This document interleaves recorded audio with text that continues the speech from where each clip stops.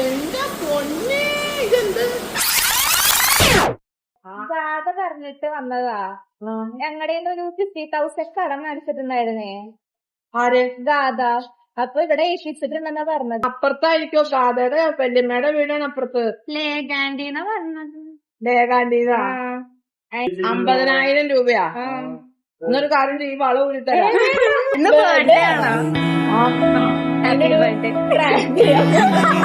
പറന്ന് നെഞ്ചിൻ കൊമ്പിലിരുന്ന് മാലാകപ്പൂവിതളേ നീ